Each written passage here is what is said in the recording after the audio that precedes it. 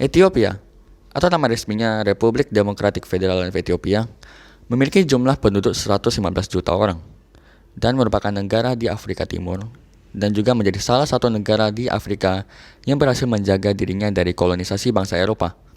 Hal itu dilakukan dengan cara memperluas wilayahnya untuk melindungi pusat kekaisarannya dari invasi bangsa Eropa yang mengakibatkan banyaknya etnis yang tinggal di Ethiopia hingga hari ini.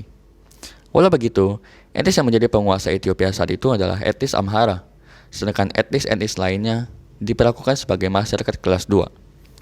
Sistem pemerintahan yang dianut oleh Ethiopia adalah Republik Parlementer Federal, di mana presiden menjadi kepala negara dan perdana menteri menjadi kepala pemerintahannya. Bahasa resmi Ethiopia adalah bahasa Amharic yang merupakan bahasa resmi nasional dan 3 bahasa resmi negara bagian, yaitu bahasa Oromo, Somali, dan Tigrinya. Di bidang perekonomian, Ethiopia merupakan salah satu negara terbelakang di dunia dengan pendapatan per kapita hanya sebesar $1.900 Amerika dan pendapatan domestik bruto sebesar 177,4 miliar US dollar, dan ekonominya masih ditopang oleh sektor pertanian. Di hubungan luar negeri, Ethiopia merupakan negara yang aktif memainkan peranannya dalam berbagai kerjasama internasional. Kantor pusat administrasi Uni Afrika terletak di kota Addis Ababa, yang merupakan ibu kota dari Ethiopia. Selain sebagai negara anggota Uni Afrika, Ethiopia sendiri juga merupakan negara anggota PBB. Dan hari ini, Ethiopia masih mengalami konflik etnis. Setelah Perang Dunia II, Ethiopia memperluas wilayahnya ke Eritrea dan memperlakukan penduduk lokal seperti yang terjadi di Ethiopia sendiri. Hasil dari kebijakan ini adalah lahirnya kelompok milisi yang ingin memerdekakan Eritrea dari Ethiopia, yang bernama Eritrean People's Liberation Front atau EPLF. Tahun 1977, Ethiopia dikuasai oleh seorang diktator komunis, yaitu Kolonel Mengistu Haile Mariam. Ia meraih kekuatannya dengan cara membunuh rival-rival politiknya, dan ketika berkuasa, ia langsung menghajar kelompok-kelompok yang berani menentang dirinya. Mengistu juga melancarkan kampanye militer berdarah yang dikenal dengan Red Terror, dan ribuan orang yang menentang dia tewas akibat operasi ini. Akibatnya di waktu ini, banyak milisi-milisi yang terbentuk di wilayah Ethiopia, dan salah satunya adalah milisi Tigray People's Liberation Front atau TPLF, yang bekerjasama dengan wilayah utara Ethiopia, yaitu Eritrea. Hal ini membuat perlawanan TPLF cukup sulit untuk dikalahkan oleh pasukan Mengistu.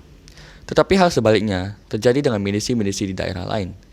Milisi-milisi yang masih bertahan kemudian bergabung ke utara untuk menambah kekuatannya sekaligus mencari perlindungan. Dan hal ini membuat pasukan Mengistu membunuh orang-orang beretnis Tigray dan warga sipil Eritrea di utara, dan bahkan menutup bantuan internasional ke wilayah tersebut. Dan lebih dari 1 juta orang mati di bawah rejim Mengistu. Tahun 1991, koalisi antara TPLF, EPLF, dan milisi-milisi lainnya berhasil menggulingkan rejim Mengistu dari kursi kekuasaannya. Dan beberapa hari setelahnya, Eritrea mendeklarasikan kemerdekaannya dari Ethiopia, menyisakan TPLF sebagai satu-satunya pasukan terkuat di Ethiopia. Pemimpin dari TPLF, Meles Zenawi, kemudian menjadi Perdana Menteri pertama dari Republik Demokratik Federal Ethiopia, dengan sistem demokrasi untuk menjaga keseimbangan kekuatan antar etnis, di mana milisi-milisi yang telah berpartisipasi untuk menumbangkan rejim Mengistu menjadi partai-partai politik, termasuk TPLF sendiri, dan juga membagi wilayah Ethiopia ke dalam 10 bagian sesuai dengan etnisnya. Walaupun TPLF sebenarnya hanya merepresentasikan 5% penduduk Ethiopia, namun TPLF memiliki aliansi yang merepresentasikan sebagian besar penduduk Ethiopia, di mana hal ini membuat hasil pemilu di Ethiopia selalu sesuai dengan apa yang TPLF inginkan. Beberapa tahun setelah berkuasa, Zenawi menyerang Eritrea melalui daerah Tigray yang berbatasan dengan Eritrea, dan Zenawi juga tidak melakukan apapun untuk menghentikan konflik antar etnis di Ethiopia. Dan pada tahun 2012, Zenawi meninggal dunia. Akan tetapi, TPLF masih berkuasa di Ethiopia. Dan pada tahun 2015, diadakan sebuah pemilu di mana hasilnya dianggap telah dimanipulasi yang memicu gelombang protes di seluruh negeri terhadap rezim TPLF yang dianggap korup dan tidak sah. Hingga pada tahun 2018, pemerintah Ethiopia memilih seorang Perdana Menteri baru dari kelompok etnis yang pernah ditindas oleh TPLF, yaitu Abiy Ahmed, yang berasal dari etnis Oromo.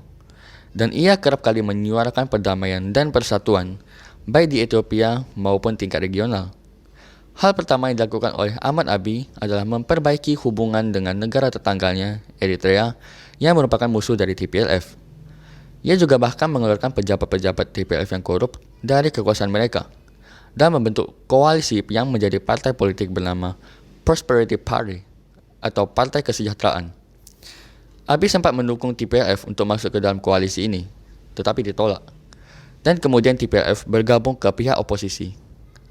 Pemilu tahun 2020 kemudian dijadikan sebagai TPLF sebagai kesempatan untuk mengembalikan kekuatan mereka.